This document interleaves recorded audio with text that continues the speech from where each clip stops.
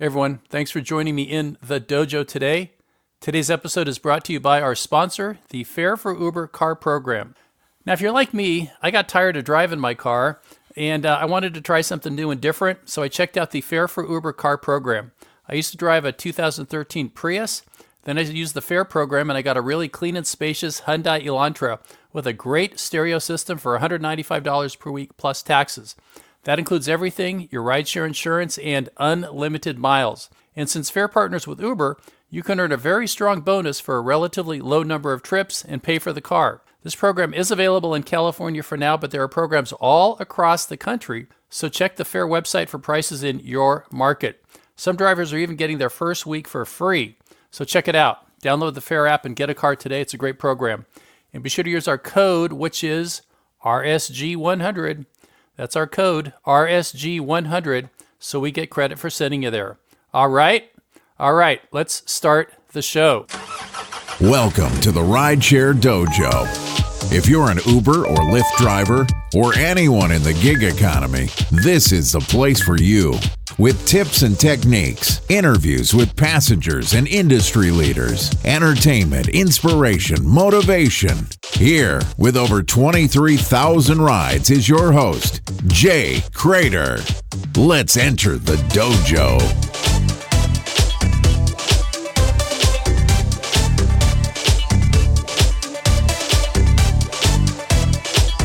Hey everybody, Uber drivers, Lyft drivers, Instacart drivers, Postmates, Ease, Zoom drivers, DoorDash, Via, Amazon Prime Now, Uber Eats, Grubhub, all you drivers and passengers and all of us who are part of this big, beautiful gig economy, welcome.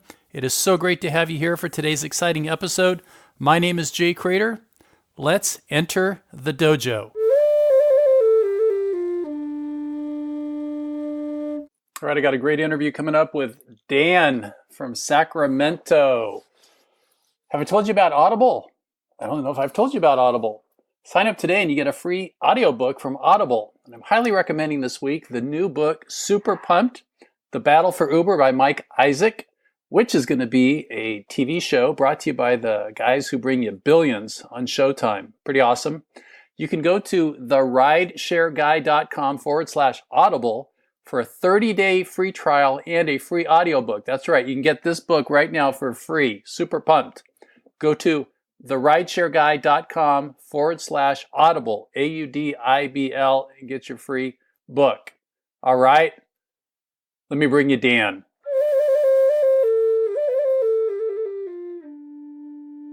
All right, Dojo Nation. We got a special guest today. We got from my very own city of Roseville, my new city of Roseville. I recently moved here to take care of my mom about a month and a half ago, which is just outside of Sacramento.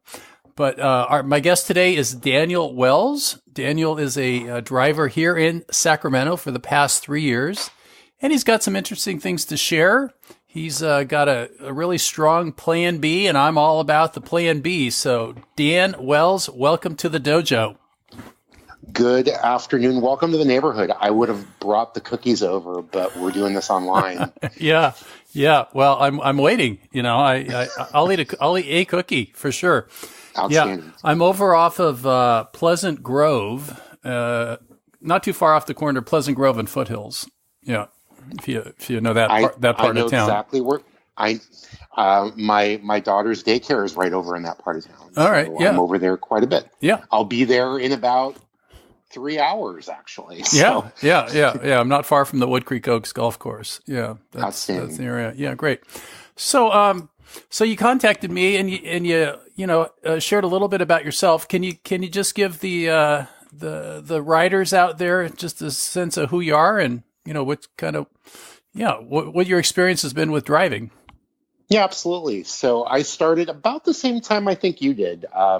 It was actually 3 years on August 3rd. And why I remember that day is because it was the day our daughter was born. Wow. My first trip, we got a call. Our daughter is adopted. Both of our kiddos are adopted. And we had a call from the family that was helping the woman out who delivered.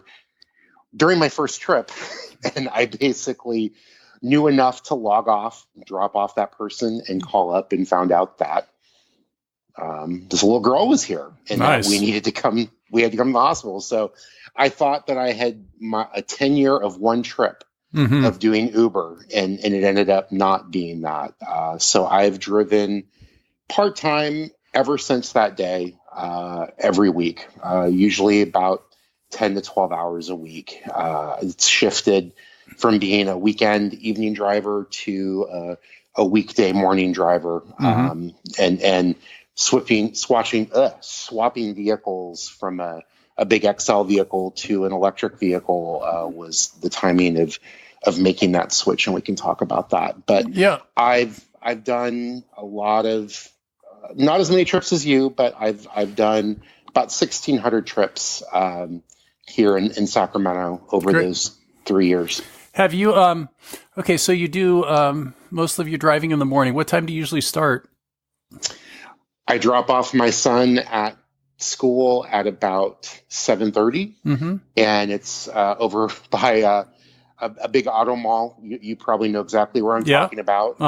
And my first trip is typically there, picking up somebody coming out of there, dropping off a car. And so there's a lot of that. I've started doing a little bit of driving here, and I've been starting at 5, and about half the time I get a ride to the airport. But if I'm in the Roseville area, I've gotten quite a few people that need to get picked up, and then their cars are getting fixed, or getting their minor service, and then I got to take them to wherever they're going. That's a huge complex, that auto mall there. It is, and it is sort of the closest. It's sort of ideal because I drop my son off, and as the crow flies, it's fairly close to the auto mall as well as other dealerships that are right across the street. And that, I would say 80% of the time, my first trip is always for there. And it actually works out pretty well for me because it kind of takes me out enough so it's not a short trip. Yeah. So, so you mentioned that you switched cars, and that's really helped you to become a more profitable driver. Can you talk a little bit about that?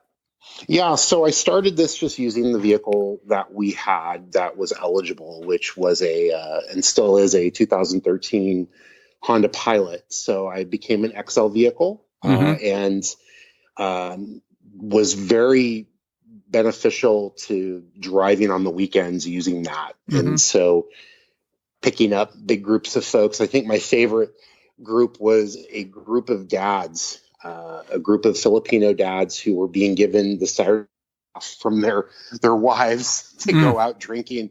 But typically that's the kind of group that I would take out, and I would do that all Saturday night. Not so much Friday, not as big of a night for that kind of stuff. So Saturday was my big night to drive, and I would easily do enough trips to do that. But what I found was that this vehicle, which gets 18 miles to the gallon on a good day, was not really profitable for the, maybe every fourth or fifth trip being an XL. It was typically me just driving somebody who's getting an Uber X rate and one or two people in the car. And so that got old pretty quickly. And that's when we decided to make the switch. Okay. And you switched to what was the new car that you got? So we traded in a truck that was really old and got a plug-in hybrid. It's a Hyundai Ioniq. Okay. All right. And so it's sort of like competition to the Prius, and then the plug-in hybrid version is like a Prius Prime, except you can actually put 3 people in the back seat. And so it's what I've been driving since the beginning of the year. And what's the range on it? So the electric range is 30 miles roughly, and then fully gassed, which I just did a little bit ago. And fully charged, it's about 660 miles total. Okay. All right. Great. So it's a hybrid. Okay. Great. So it's not a pure, it's not like a Tesla or a Volt. Okay. Great. Correct. Yeah. So, 600, so you're getting great gas mileage now. Yeah. Just phenomenal.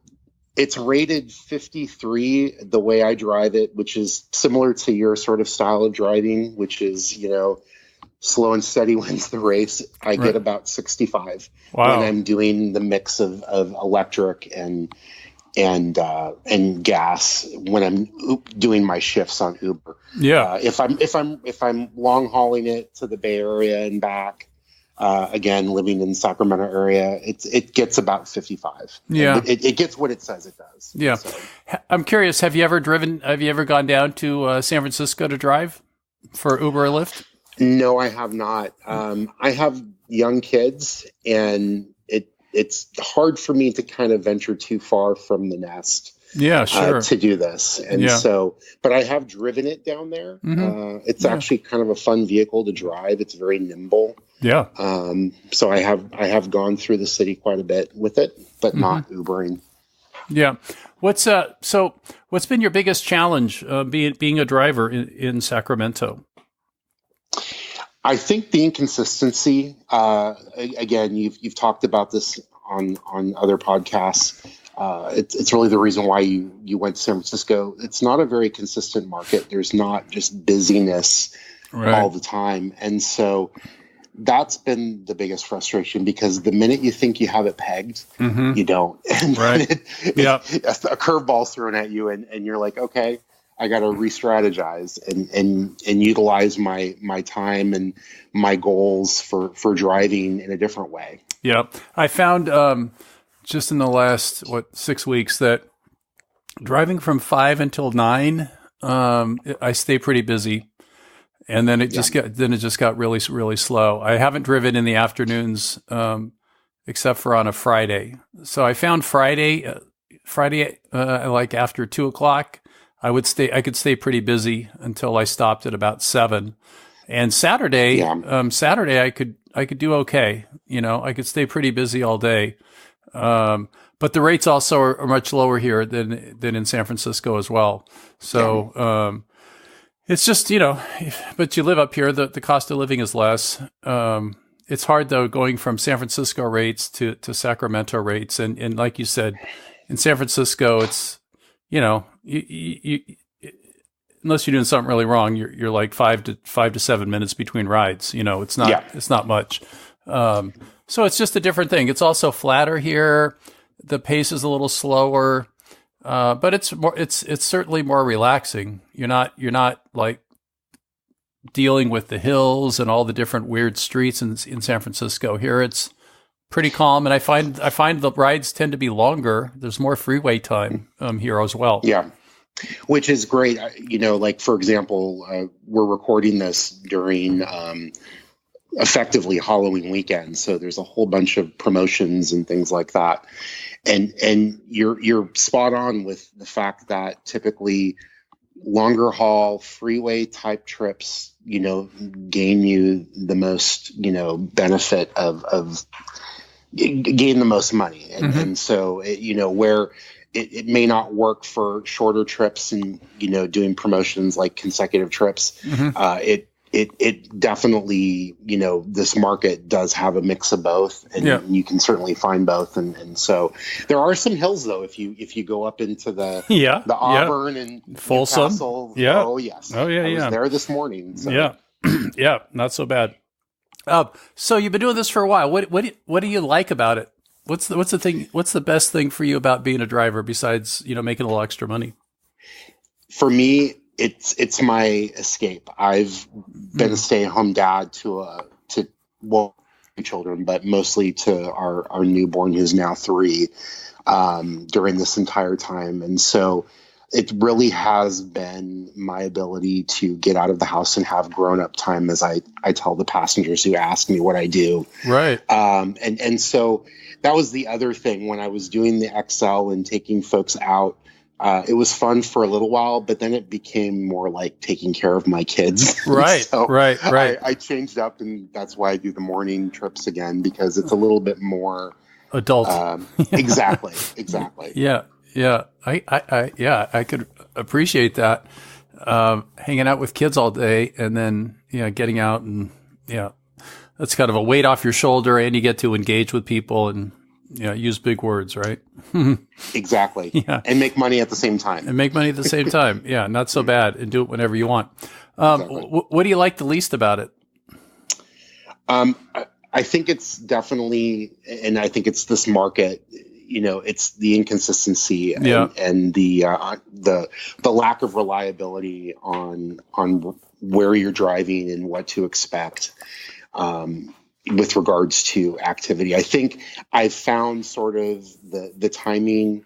I overlap the time that you drive a little bit, from like 7:30 until 10. And most definitely I can agree with you from 9 to 10, it tapers off quite a bit. Yeah. And but I think that this is the most reliable time for the most consistent kind of trips in the area. Yeah, definitely. Okay. So, it says you wrote to me that you're, on the Uber EV champion pilot here in Sacramento. What is that? So I don't even know if they're even promoting this anymore, but at one point, Uber was working with different electric municipalities all over the country to basically increase the amount of electric vehicles that are on the road to basically reduce their carbon footprint, I believe is exactly what the marketing material said. Right. And so both fully electric vehicles and plug-in hybrid vehicles were eligible for this program. And Uber works with and gets money from these municipalities. Here locally, it's SMUD, or what's called the Sacramento Municipal Utility District. I think I said that right. Yeah. And so for up to 20 trips a week, which is why I have a goal of 20 trips, I get an extra $2 per trip. And It's just a quest. It's just a simple quest. There's you have to hit all 20 to get, all the money. It's every trip you just get $2. And so it really does make a difference around how I'm able to drive and be profitable here. There are weeks that, where I'm able to average, around 24 to 30. And there's times where it's like over the summer, because you got a lot of college students driving, where I'm lucky to be at 20. And I know if I didn't have that $2 per trip, I'd be doing really terrible. Yeah. So right. It's a help. It's definitely been a help. Yeah. That's great. I'd never heard of that program before. It's like Lyft. It's a little known program. If you get your rideshare insurance through Geico, Lyft pays you 25 cents per ride. Yeah. So, I'm like, great. So every week I get a little bit extra, just on that. Yeah. Got it. And then, tell us about your plan B. So what is it you're looking to do? I guess at some point your child starts going to school and you're not needing to be at home all the time. Yeah. Yeah, that was always the question from when I started staying home. This was not going to be a full-time thing for me. We were really clear about sort of what we needed our kids to experience, and that was having somebody home for those early years. And once they were in school, really then I'm able to sustain a job, and we can definitely operate on one income with me doing a little bit of Ubering here and there for vacations and fun things. But really and honestly, we need to operate as a dual income house, right, to thrive and to do well. And so I've been working towards switching industries. Before Uber, I worked in IT. I was a business analyst for a big IT company that's based here, or was based here in Roseville.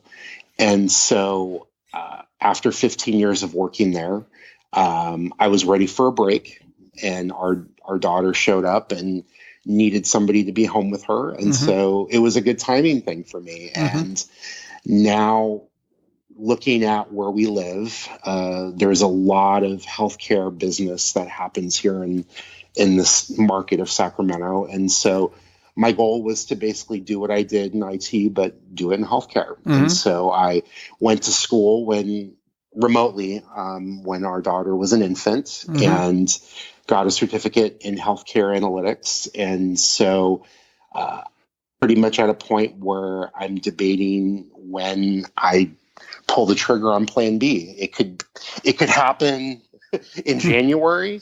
It could happen a year from now. I really am not sure, but I'm at a point where I'm able to do that. And it's when I want to do that. And that's what's really cool about this. Yeah. Yeah. So it's been great for you then. Sounds like rideshare driving overall has just been awesome because it's allowed you to supplement your one person working and you've, how great for your daughter, to have her dad home a lot while she's, in those first years of her life. It's really great. Yeah. Yep. Yeah. Cool. All right.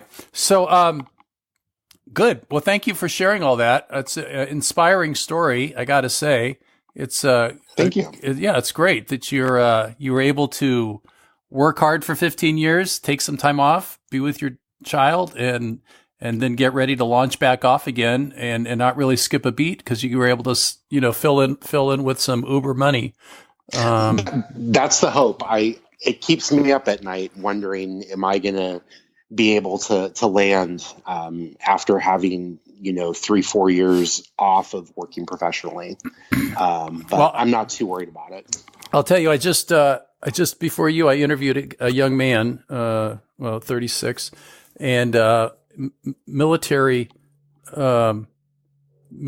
veteran.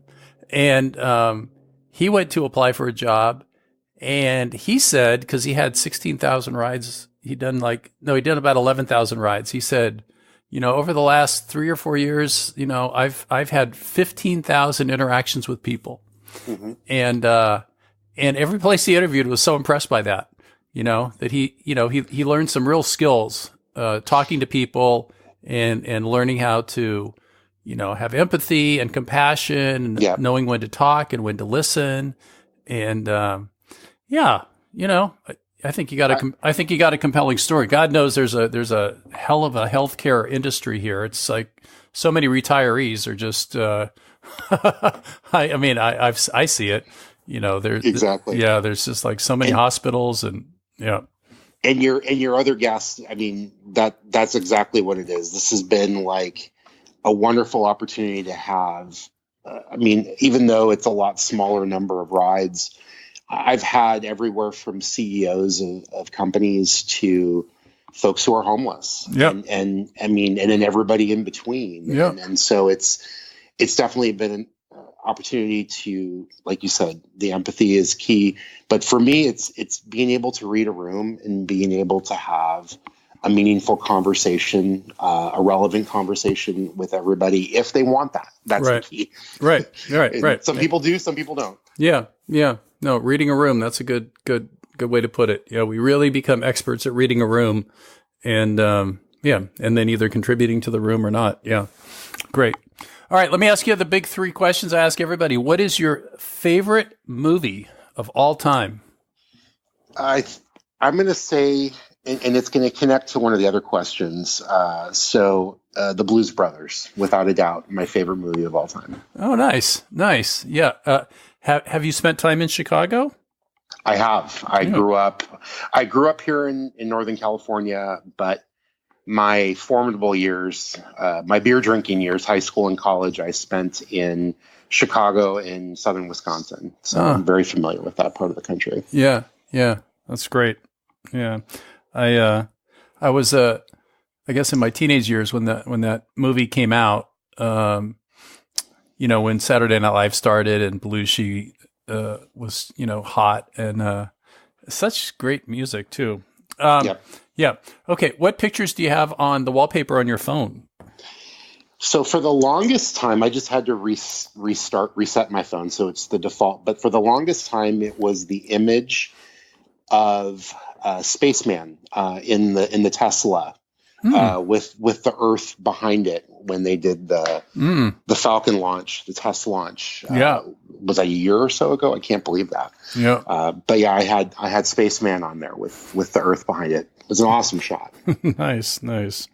Okay, and then you're walking into a room, and you got a theme song that's playing to say this is Dan walking into the room. Probably your favorite song. What song is your theme song?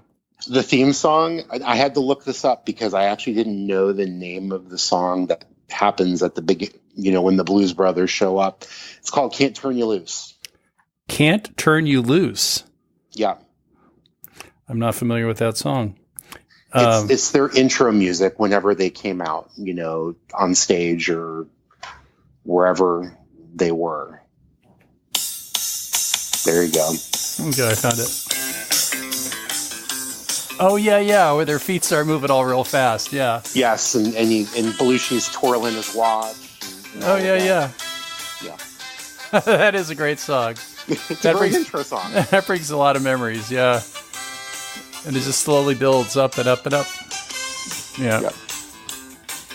Then it comes down and then it goes back up. Cool. All right.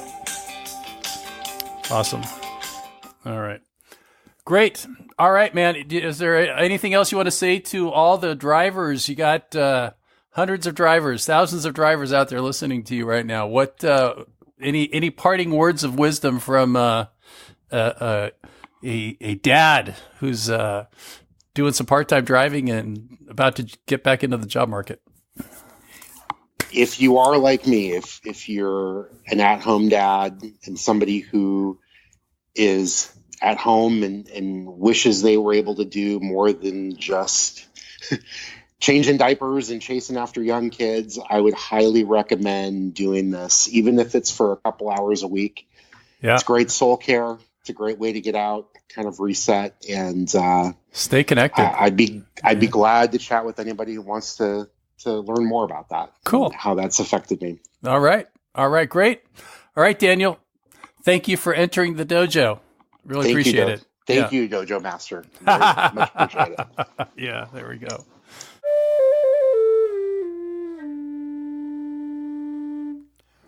If you're thinking about starting an online business, definitely check out my website at nomadj.com, where you can get my free ebook called What's Next? How to Do Online Work You Love from Anywhere in the World. That is nomadjay.com. I also do a daily 1 minute per day podcast called Nomad Daily, in which I share different aspects of life. Nomad Daily with Jay Cradeur is available wherever you get your podcasts. People are really liking it. Check it out. You just subscribe, and then every day it's going to automatically load up, and you're going to get the next episode, and you just listen for a minute to a minute and a half, and boom, you're done. And it's great. I really enjoy doing that. All right, next episode, more news, interviews, all things Rideshare Dojo for drivers and all of us in the gig economy. I will do my best to bring you the best here in the dojo. This is Jay Cradeur saying thanks for entering the dojo every Monday and Thursday. Drive happy and be safe out there.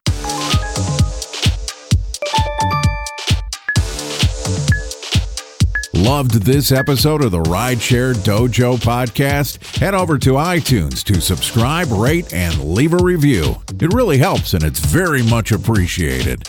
Be sure to visit ridesharedojo.com to join the conversation, access the show notes, and discover our fantastic bonus content. Thanks for listening, and be safe out there.